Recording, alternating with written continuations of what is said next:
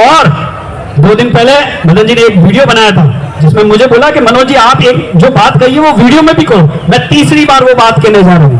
पहली बार तो मदन जी के साथ में बैठ के गई, दूसरी बार वो वीडियो में गई थी, तीसरी बार एक और बात कहता हूँ, ये घड़ी देख के न्याय मत करो।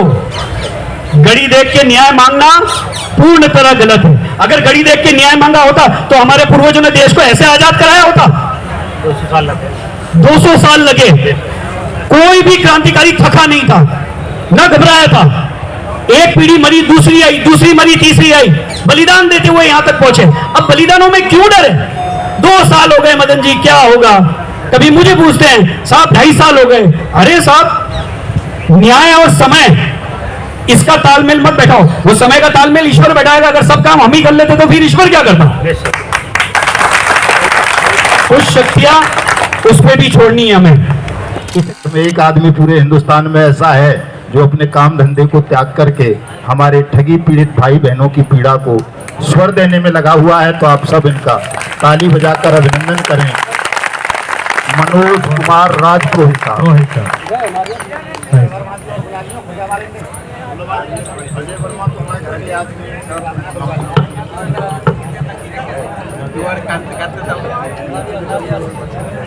मैं निवेदन करूंगा सबसे, जो मीडिया भाई को बयान दे रहे हैं वो बाद में दे दीजिएगा।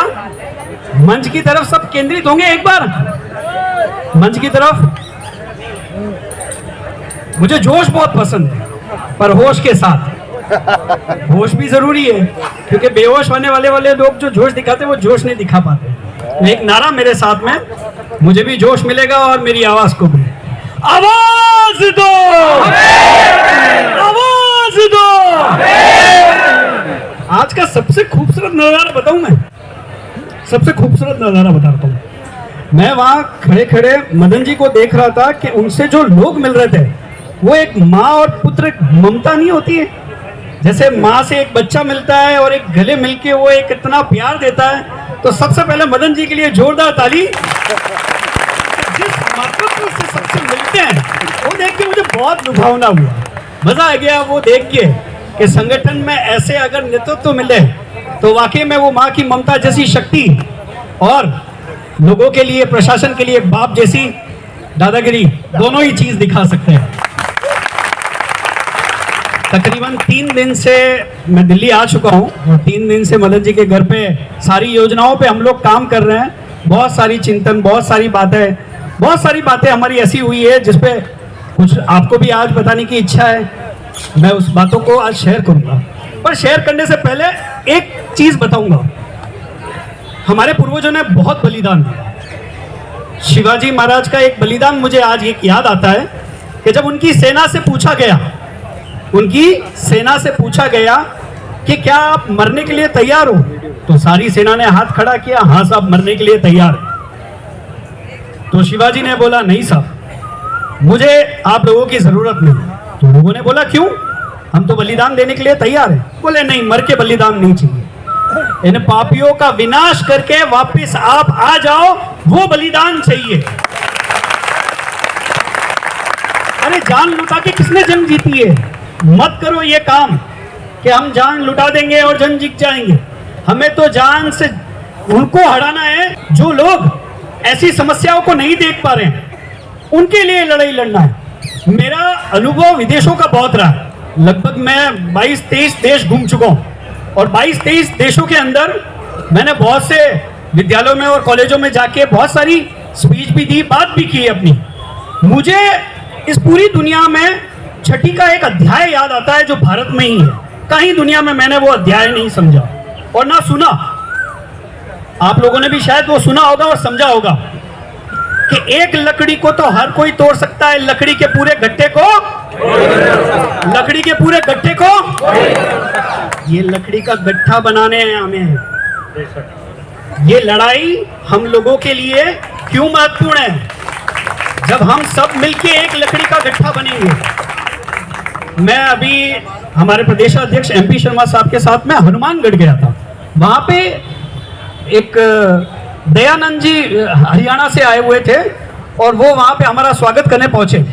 वो बैठे साहब, तो बैठे दयानंद जी आए हुए हैं, बहुत सुंदर, अगर आए होंगे तो आनंद आ जाएगा।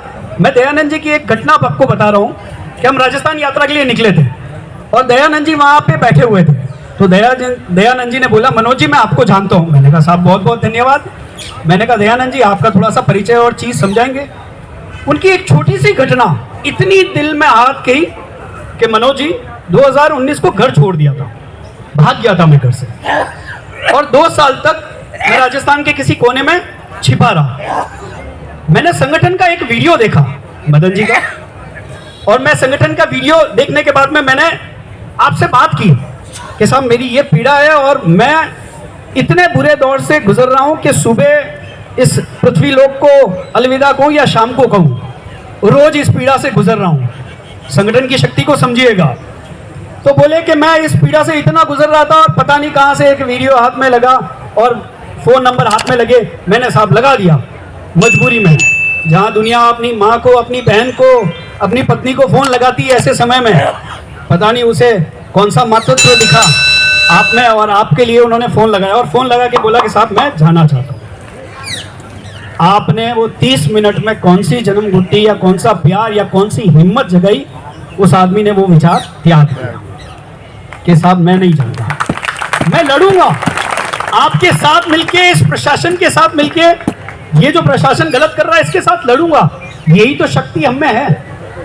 अगर हम सब इस शक्ति को सही रूप से प्रदान करें तो नेतृत्व में क्यों नहीं जान आएगी? क्यों नेतृत्व, राष्ट्रीय कार्यकारिणी के सारे नेतृत्व योजनाएं बनाने के लिए तैयार बैठे हुए हैं, एक से एक योजनाएं हमारे पास है। 3 दिन पहले मैं और भरत भाई यहाँ पे आ गए और हम दोनों तैयार बैठे हुए हैं कि चलो संसद भवन का राउंड कट के आए। तो आपकी योजनाओं पे ही तो हम वो सब देखने लग गए कि धुलाई करनी है, वो बात करनी है, वो लड़ाई करनी है। और पिछले 25 नवंबर को भी बहुत अच्छा प्रयास था, पर ये सारे प्रयास हमारी एकजुटता और हमारी शक्ति के बाद ही तो आगे बढ़ेंगे। दोस्तों, हर जगह निराशा और मायूसी ये दुनिया के हर कोने में मिलती है, पर भारत, जिसे हम भारत बोलते हैं, जिसकी शक्ति हम समझते हैं, इतना हौसला देते हैं, ये उस निराशा और उदासी के लिए कुछ भी नहीं रखती है। मत रखो उदासी और निराशा, मत समझो इस उदासी और निराशा को।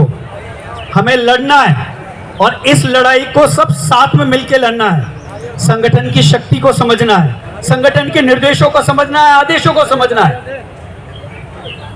ब्रजमोहन जी ने एक बात बोली, मैं बहुत गंभीर होकर उनकी बात समझ रहा था, क्योंकि शिक्षक है, शिक्षक वो जो आने वाली पीढ़ी को बनाते हैं, बच्चों को समझाते हैं। उन्होंने कितनी अच्छी बात बोली कि 1 से 9 तक गिनती तो हम बच्चों को समझाते थे, वो 100 तक गिनती 9 के बाद अपने आप बना के आगे बढ़ जाता है।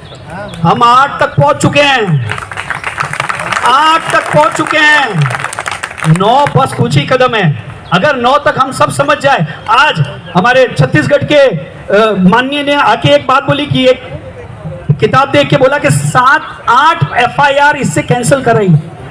कैसे बने ये इतने जानकार, इन सारे विषयों के जानकार कैसे बने? जब मैं राजस्थान में 2 बार यात्रा के लिए गया, लगभग मैं पहले 24 या 25 जिलों के अंदर यात्रा पे गया था, तब मैं देखता था कि हर व्यक्ति प्रशासन से लड़ाई लड़ने में और सरकार से लड़ाई लड़ने में इतनी हिम्मत जुटा चुका है। कहां से आई है हिम्मत? संगठन से। और इतनी हिम्मत आई है कि आज वो पुलिस वालों से बात करता है, आज वो कलेक्टर से बात कर रहा है, वो SP से बात कर रहा है, और बात करने में बिल्कुल नहीं घबराता, सोचता नहीं है। ये संगठन की ताकत है, ये हिम्मत है। और अगर चल संगठन अगर आपको इतनी हिम्मत दे रहा है, हमें भी फर्ज बनता है ऐसी हिम्मत देने का। अगर कल मैं बीमार हो गया, संगठन के कोई राष्ट्रीय कार्यकारिणी बीमारी हुई, कहां से लाएंगे? योद्धा बाहर से लाएंगे। इन्हीं में से तो योद्धा आएंगे जो आके वापिस इस लड़ाई को संभालेंगे। तो हमें एक दूसरे का हाथ पकड़ना, ऐसी लड़ाई को संभालना है। और 2 दिन पहले मदन जी ने एक वीडियो बनाया था जिसमें मुझे बोला कि मनोज जी आप एक जो बात कही है वो वीडियो में भी करो। मैं तीसरी बार वो बात कहने जा रहा हूँ। पहली बार तो मदन जी के साथ में बैठ के गई, दूसरी बार वो वीडियो में गई थी, तीसरी बार एक और बात कहता हूँ, ये घड़ी देख के न्याय मत करो। घड़ी देख के न्याय मांगना पूर्ण तरह गलत है। अगर घड़ी देख के न्याय मांगा होता तो हमारे पूर्वजों ने देश को ऐसे आजाद कराया होता? 200 साल लगे। कोई भी क्रांतिकारी थका नहीं था, न घबराया था। एक पीढ़ी मरी, दूसरी आई, दूसरी मरी, तीसरी आई, बलिदान देते हुए यहां तक पहुंचे। अब बलिदानों में क्यों डरे? 2 साल हो गए मदन जी, क्या होगा? कभी मुझे पूछते हैं साहब 2.5 साल हो गए। अरे साहब, न्याय और समय, इसका तालमेल मत बैठाओ। वो समय का तालमेल ईश्वर बैठाएगा। अगर सब काम हम ही कर लेते तो फिर ईश्वर क्या करता? कुछ शक्तियां उस पे भी छोड़नी है हमें। इतनी अच्छी अच्छी आज बात कह रहे हैं सारे लोग, बहुत सुंदर नजारा मिल रहा है। मैं तो वहां खड़े रहते हुए भी इतना प्रसन्न हो रहा हूं और मिलके भी इतना अच्छा लग रहा है कि वाकई में ऐसी ऊर्जा हमेशा बनी रहे। साथियों, बहुत लोग बहुत सी बात कहना चाहते हैं, मैं अपनी बात यही बोलूंगा, संगठन को अगर शक्ति देनी है, हम सबको इस लड़ाई में आगे बढ़ना है, तो इस तरीके से मायूसी होके नहीं, और बल पैदा करना है। सब जने मदन जी और मुझे बल देने के लिए तैयार हो? सारे संगठन के कर्मचारियों को बल देने के लिए तैयार हो? कोई भी थकने के लिए बिल्कुल तैयार नहीं है। लड़ाई के लिए आगे तैयार है। भारत माता की जय हिंद। साथियों, निकलो बंद मकानों से।